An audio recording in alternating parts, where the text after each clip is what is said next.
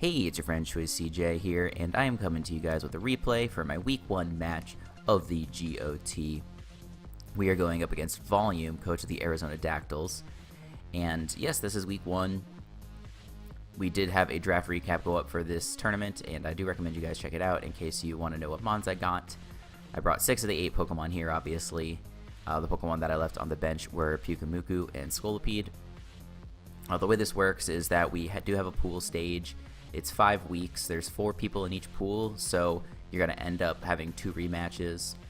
And Volume is the first person that we have to play, and we will be rematching him in Week 5. Other people in our pool are Napi and Specs King. And so I'm not going to do a team builder for GOT, at least not for the pool stages, just because there are so many rematches, and if possible, I want to try and keep some of my secrets. Not that there weren't any major secrets from this match, but you never know. Just want to be on the safe side. But I did bring a Nasty Plot, Agility, Thunderous, so Double Dance with a Magnet. Basically, it could potentially clean up if I've whittled everything enough, and just the coverage of Thunderbolt and HP Ice is pretty much all I need. It comes off of, obviously, a humongous special attack stat, base 145. And basically, the goal of my team is to sort of chip him down until I can set up an agility. And if I can do that, I'll be in a good position. I have a mixed defensive Nidoqueen with Rocks and Earth Power, and 2 moves that were not revealed. It's a good switch in for Coco. It's also able to switch in on Conkeldurr and Scissor relatively well, although I can't really threaten something like Conkeldurr all that much. It doesn't take any damage from my hits if it's Assault Vest. I have a Empoleon here that's defensive. The only move that I revealed was Scald, and that's basically my only switch in for Greninja. Basically, Specs Greninja ruins me. I don't have a Dark Resist on my team. I also have a Choice Scarf Kyurem, and I really wanted this thing just to be able to revenge any mons that he has. Like if he's a Swords Dance Lando or something like Greninja, I can easily revenge kill. I can easily revenge kill Tapu Koko and things like that. I almost didn't bring Kyurem because it is kind of a bad matchup for it, just between Scissor and Conkeldurr having good revenge killing ability on it with Bullet Punch and Mach Punch, and then it also doesn't revenge kill a +1 Zydago, so you know that could be bad, but I just thought it would be nice to bring. I have a Calm Mind Mega Sableye with Will-O-Wisp. The nice thing about Sableye is that you don't have to Mega Evolve with it immediately in this league, whereas you know in most leagues you do. So I can try and preserve my Mega Evolution, keep that Prankster ability, and try and get critical burns off on things. And then lastly, I have a red card Fortress. The reason it's red card is because my ground resists are pretty bad. It's basically just Thunderous. And so Thunderous doesn't really deal with Zygarde all that well because Thousand Arrows obviously hits flying types. So if that thing sets up a DD, or if Lando sets up a Swords Dance, I really need something to try and take those on. And that's sort of a desperation set here, just red card, trying to take those mons out if possible. I could have run Unaware Pyukumuku, but Unaware Pyukumuku is just so easily handled by Substitute. And both of my mocks had Substitute Zydago, so that was kind of unfortunate. But as you can see, he's brought Mega Scizor, Landorus, Tapu Koko, Zydago, Greninja, and Conkeldurr. The 2 mons that he left on the bench were Cresselia and Gengar. Cresselia, I understand why he didn't bring. It doesn't really have a great way of hitting Empoleon. It could be revenged by my Wall Breakers being Thunderous and Kyurem, and then it also takes super effective damage from Scolipede, which I did leave on the bench, like I said. And he didn't bring Gengar. Gengar is threatening versus my team, but I do think that the mons that he brought are more threatening.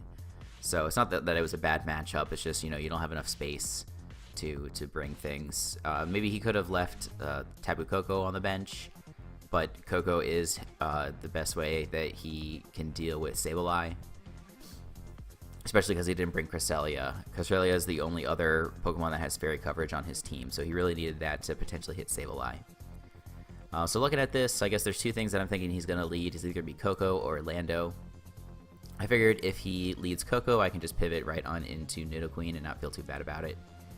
But then if he leads Lando, I don't want to lead with my Nidoqueen. I'd rather lead with something that can take it on. And so to me, that thing is Sableye because I can immediately go for the Will-O-Wisp on it. And that's going to be my plan, and we'll hop right into it. So, yeah, he does lead off with that Landorus, kind of like he thought he might.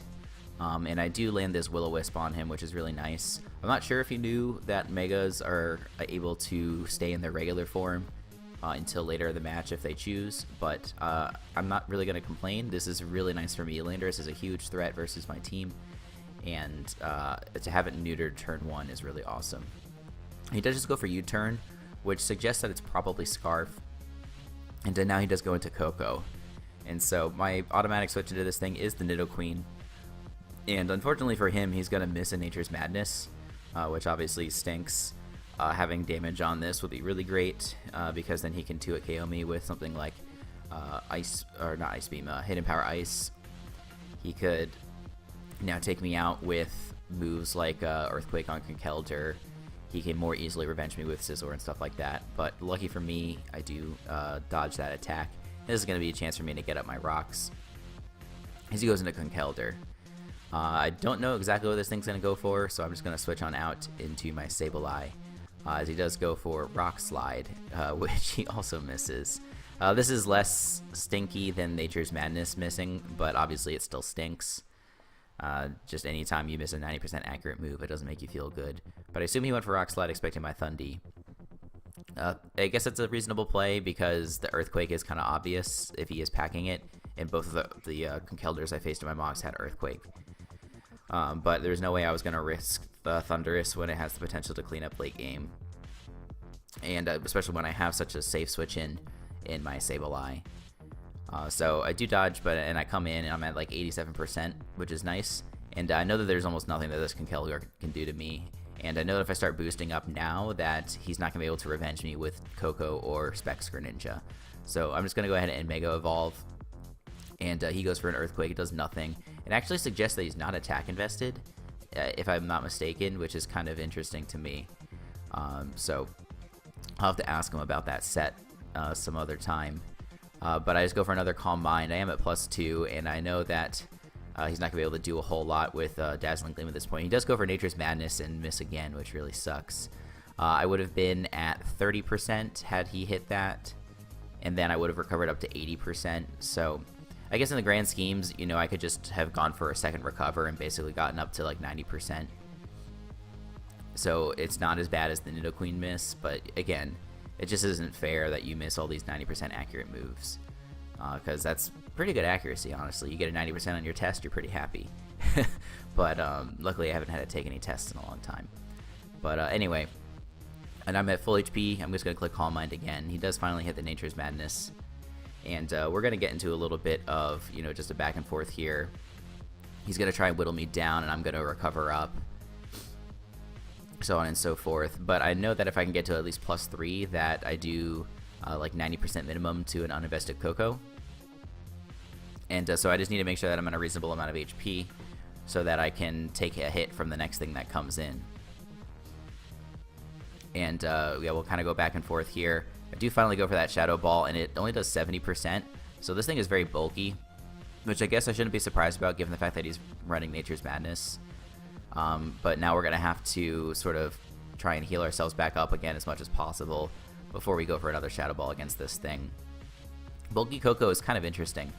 I definitely like it. If he had a recovery item, it might have been really, really good because, like, as you can see here, I'm like not hitting it at all. And he would be getting all that HP back. But as it is, we are able to kill it with Shadow Ball. And he brings in his Zygarde here. And I'm thinking, okay, if he goes for 1,000 arrows or something, I can easily take it. But he actually goes for Outrage, and the damage reveals that he is banded. So I wasn't really expecting this, just because I was expecting a sub Zygarde, just from how all my mocks went. Just because it takes advantage of Pyukumuku. And honestly, it just takes advantage of a lot of stuff on my team, just because I don't deal with ground types well. And so he could have, you know, come in on Empoleon or something and gone for sub, expecting my switch out, for example. But anyway, the fact that he's banded is actually not bad for me, because 1, I don't have to worry about him setting up, and then 2, I can actually just come in here with Kyurem. I am Scarfed. I am going to outspeed this thing, and I can revenge it with an Ice Beam. So I'm totally okay with that. That's a trade I take every day of the week.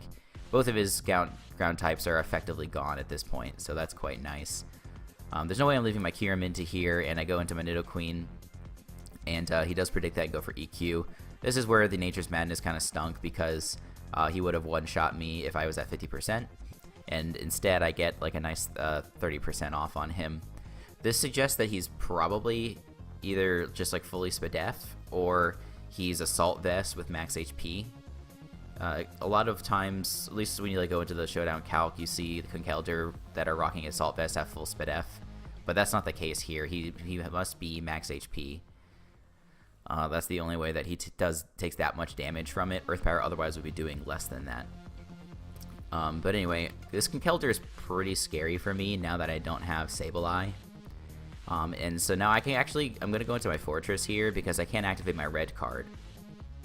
And that'll allow me to phase this thing out, and I can get a fat counter off on anything that gets switched in. And it does drag in his Greninja. This is really hard for me to deal with, but I do have my Empoleon to bring in. So I do bring in that Empoleon, and he's going to reveal the HP Fire, which is a smart bring, and then he shows the Life Orb. So the fact that he's not Specs is a relief for me, but I don't really love the ability, him having the ability to switch up his moves. He does go for, I do go for Scald. He brings in the Conk. I fortunately do not burn him, just because obviously that would activate his Guts. And so I can go into Fortress here. I don't have another play, and I can sort of whittle this thing down with Counter. And I can also set up some spikes, which is nice. It'll help me to potentially one-shot the Scizor if I can get to +2 with my Thundurus. It can help me whittle down Greninja. Greninja is going to lose 2 Life Orb hits if I take that thing out. Or, sorry, if I bring it in on rocks again, it'll lose 2 Life Orb hits. So that's very nice. And now I can go into my Thundy. And I'm just going to go for T-Bolt here, because even if he goes into Lando, I'm not really that worried about it, because it is burned. And so I'm just going to go for this T-Bolt as he switches out into the Lando. And he is going to soak up my Thunderbolt, of course. But now I'm going to set up an Agility, because that'll allow me to outspeed the Greninja. And then his Conkeldurr is definitely in range of a T-Bolt. And his Greninja obviously is going to die to anything that I go for. If this Landorus wants to go for Stone Edge on me, then it's no problem. I can take that because he is burned, and then I'll outspeed, and I can kill with the, what do you call it? The move, Hidden Power Ice. And so that was my plan, outspeed the Landorus, and then I can follow up on the next turn with, with the Hidden Power Ice. And then he would probably go into Scizor at that point, because Scizor can take a Thunderbolt reasonably well. I'm sorry that I'm like having a brain fart here, guys. But then I can get critical damage on the Scizor. I can then weaken it with my Empoleon. And if the Scizor gets removed, then I think pretty much my Kyurem can clean up, because it is going to outspeed the Lando and the Conkeldurr. The Greninja and the Conkeldurr. Landorus should be dead at that point. So that's my plan, but he goes for knockoff, as you guys just saw. If you didn't, let me go back and play that, because I was sort of talking the whole time that we were doing that. But yeah, he soaks up the Thunderbolt, and he goes for knockoff on me. And so if he's locked into knockoff, there's no reason for me not to click Nasty Plot on this next turn as well, because it's only going to do like 18%, or like 16%, depending upon rolls. And then I just literally clean up his team. He could have priority on Conk, Scizor, and Greninja, but I do at least resist the Bullet Punch and the Mach Punch, which is quite nice. And then if he's not packing Water Shuriken on the Greninja, then no problem. We can take that thing out, and even if he is, I think I have enough Pokemon in the back to take him on. But as it is, we are going to be able to Oko the Scizor. It doesn't even show the Bullet Punch, so I'm not sure if it has it. But he goes for Mach Punch with the Conkeldurr, which again didn't do very much, so I'm still wondering if that thing was invested or not. And then we can finally kill this Greninja. So it's going to be a 3-0 victory in our favor. We got pretty lucky on a lot of those turns. The biggest one was the miss on the Nidoqueen, because then he wouldn't have taken the little bit of damage with the Conkeldurr. And, you know, it might have just changed the way that I was thinking about the match, because, you know, Nidoqueen at full health, it's a really nice pivot into most everything. Or not most everything, but the Conkeldurr, the Koko, and the Scizor. And if I had that at full HP, I might have had to play differently. So I'm sorry about that, Volume. You played really well. Made some nice predictions, like when I had my Kiramin versus the Conkeldurr, I switched out the Kiramin, you went for EQ, expecting the Nidoqueen. That was really nice. And I liked a lot of your sets. The Banded Zydago was nice, and the Bulky Koko was cool. So looking forward to playing you again. Hope you guys enjoyed the battle. Make sure to check out into the next week, because we are going to be playing Nappy.